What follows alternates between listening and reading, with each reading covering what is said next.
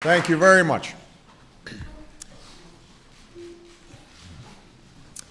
Since taking office, my administration has mounted what I think has to be acknowledged as an extraordinary response to a historic economic crisis. But even as we take decisive action to repair the damage to our economy, we're working hard to build a new foundation for sustained economic growth. This will not be easy. We know that this recession is not the result of one failure, but of many. And many of the toughest challenges we face are the product of a cascade of mistakes and missed opportunities which took place over the course of decades.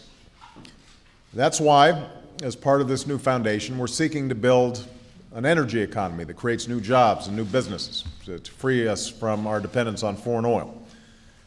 We want to foster an education system that instills in each generation the capacity to turn ideas into innovations and innovations into industries and jobs. And as I discussed on Monday at the American Medical Association, we want to reform our healthcare system so that we can remain healthy and competitive. Now, this new foundation also requires strong, vibrant financial markets, operating under transparent, fairly administered rules of the road that protect America's consumers and our economy from the devastating breakdown that we've witnessed in recent years. It is an indisputable fact that one of the most significant contributors to our economic downturn was an unraveling of major financial institutions and the lack of adequate regulatory structures to prevent abuse and excess. A culture of irresponsibility took root from Wall Street to Washington to Main Street.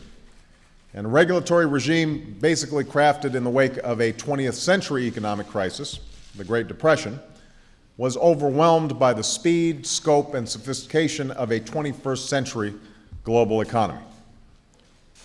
Now, in recent years, financial innovators seeking an edge in the marketplace produced a huge variety of new and complex financial instruments. And these products, such as asset-based securities, were designed to spread risk, but unfortunately ended up concentrating risk. Loans were sold to banks, banks packaged these loans into securities, investors bought these securities often with little insight into the risks to which they were exposed. And it was easy money while it lasted. But these schemes were built on a pile of sand. And as the appetite for these products grew, lenders lowered standards to attract new borrowers. Many Americans bought homes and borrowed money without being adequately informed of the terms, and often without accepting the responsibilities. Meanwhile, executive compensation, unmoored from long-term performance or even reality, rewarded recklessness rather than responsibility. And this wasn't just the failure of individuals. This was a failure of the entire system. The actions of many firms escaped scrutiny. In some cases, the dealings of these institutions were so complex and opaque that few inside or outside these companies understood what was happening. Where there were gaps in the rules, regulators lacked the authority to take action. Where there were overlaps, regulators lacked accountability for their inaction. An absence of oversight engendered systematic and systemic abuse. Instead of reducing risk, the markets actually magnified risks that were being taken by ordinary families and large firms alike. There was far too much debt and not nearly enough capital in the system. And a growing economy bred complacency. Now, we all know the result: the bursting of a debt-based bubble, the failure of several of the world's largest financial institutions, the sudden decline in available credit, the deterioration of the economy, the unprecedented intervention of the federal government to stabilize the financial markets and prevent a wider collapse, and most importantly, the terrible pain in the lives of ordinary Americans. And there are retirees who've lost much of their life savings, and families devastated by job losses, small businesses forced to shut their doors. Millions of Americans who've worked hard and behaved responsibly have seen their life dreams eroded by the irresponsibility of others and by the failure of their government to provide adequate oversight. Our entire economy has been undermined by that failure. So the question is, what do we do now? We did not choose how this crisis began, but we do have a choice in the legacy this crisis leaves behind. So today, my administration is proposing a sweeping overhaul of the financial regulatory system, a transformation on a scale not seen since the reforms that followed the Great Depression. These proposals reflect intensive consultation with leaders of Congress, including those who are here today. Chairman Dodd and Chairman Frank, who along with Senator Shelby and Representative Backus will be meeting with me throughout this process. They met with me earlier this year to jumpstart the discussion of reform. These reforms are also drawing on conversations with regulators, including those I met with this morning, as well as consumer advocates and business leaders, academic experts, and the broader public. In these efforts, we seek a careful balance. I've always been a strong believer in the power of the free market. It has been and will remain the engine of America's progress, the source of prosperity that's unrivaled in history. I believe the jobs are best created not by government, but by businesses and entrepreneurs who are willing to take a risk on a good idea. I believe that our role is not to disparage wealth, but to expand its reach, not to stifle the market, but to strengthen its ability to unleash the creativity and innovation that still makes this nation the envy of the world.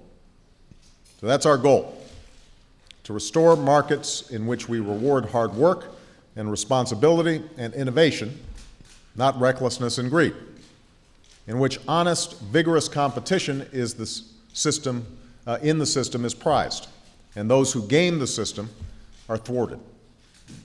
With the reforms we're proposing today, we seek to put in place rules that will allow our markets to promote innovation while discouraging abuse.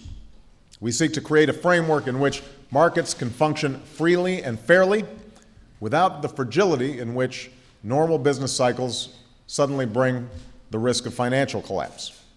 We want a system that works for businesses and consumers.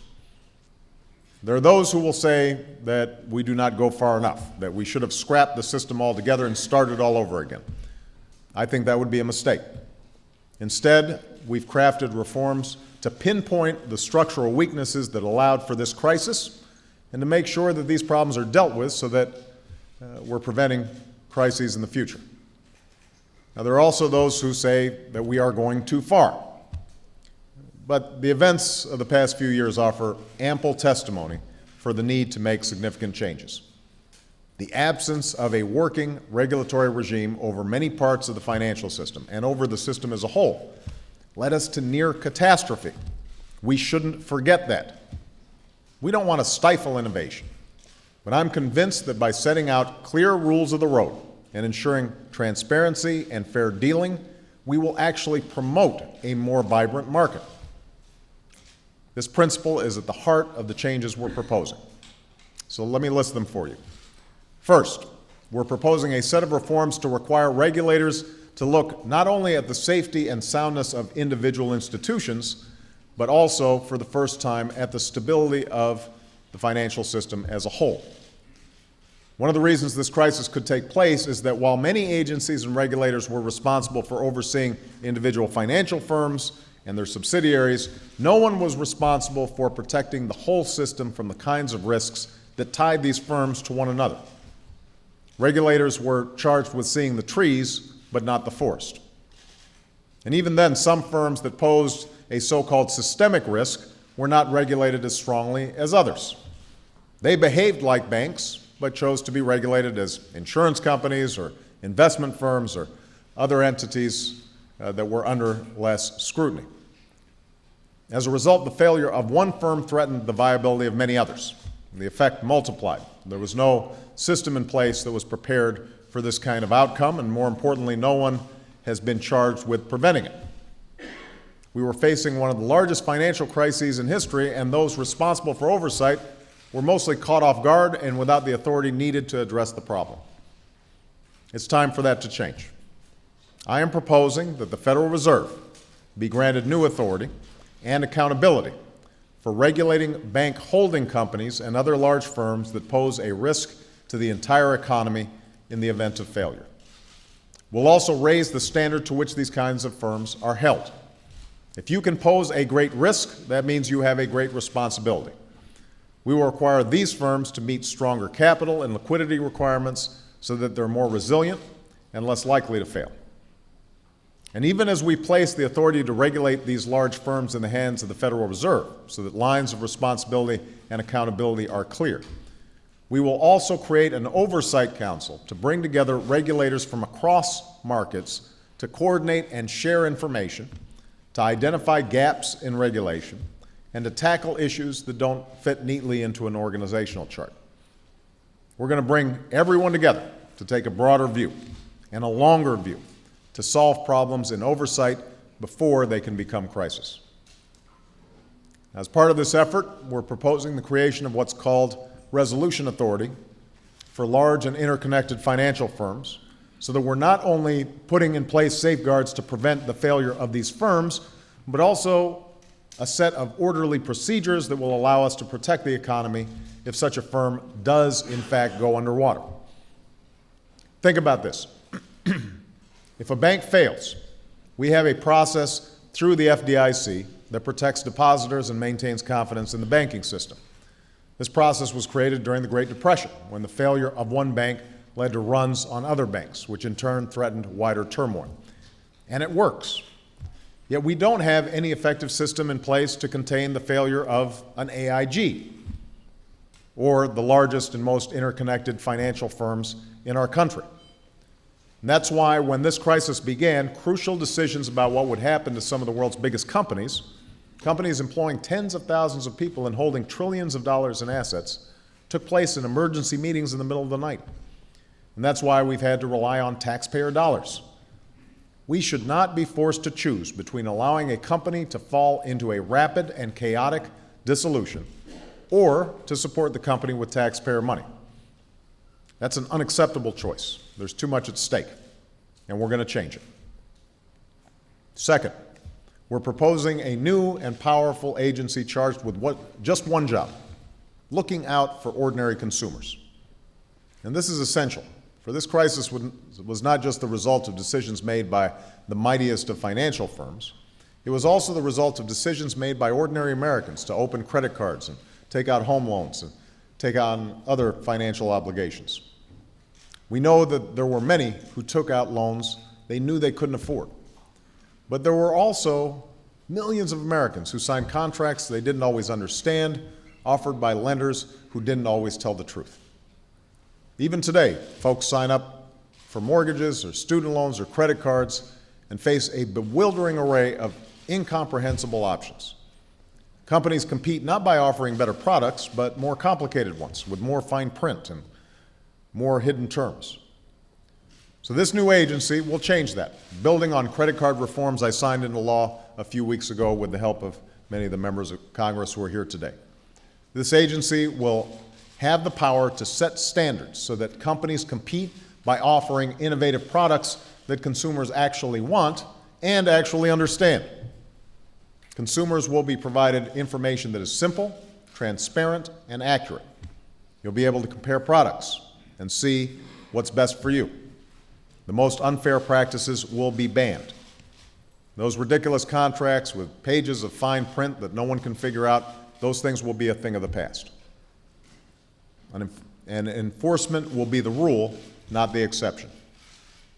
For example, this agency will be empowered to set new rules for home mortgage lending so that the bad practices that led to the home mortgage crisis will be stamped out.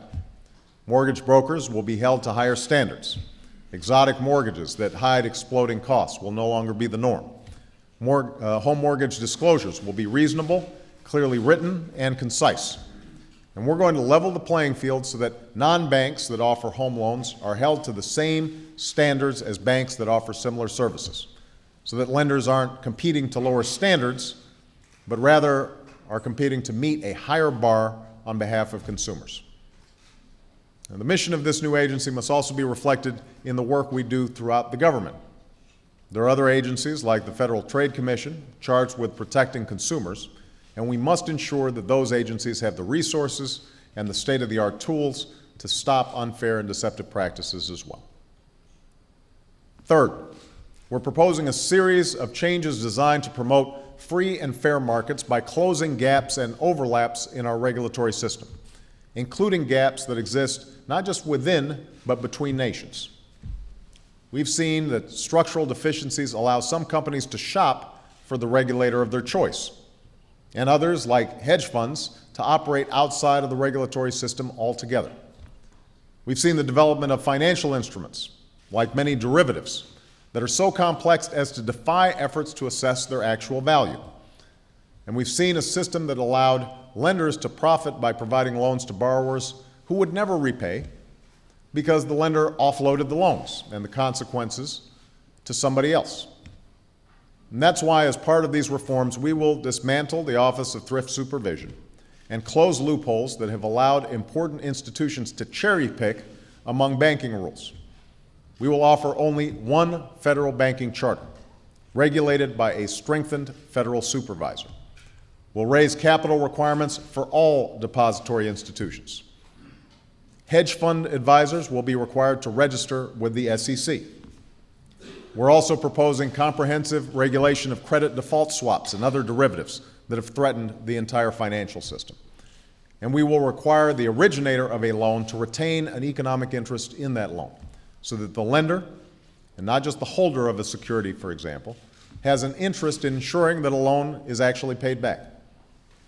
By setting common sense rules, these kinds of financial instruments can play a constructive rather than destructive role. Now, over the past 2 decades, we've seen, time and again, cycles of precipitous booms and busts. In each case, millions of people have had their lives profoundly disrupted by developments in the financial system, most severely in our recent crisis. These aren't just numbers on a ledger. This is a child's chance to get an education. This is a family's ability to pay their bills or stay in their homes. This is the right of our seniors to retire with dignity and security and respect. These are American dreams, and we should not accept a system that consistently puts them in danger. Financial institutions have an obligation to put to themselves and to the public to manage risk carefully. And as president, I have a responsibility to ensure that our financial system works for the economy as a whole.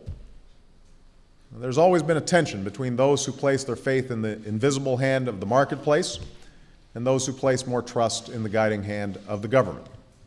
And that tension isn't a bad thing. It gives rise to healthy debates and creates a dynamism that makes it possible for us to adapt and grow.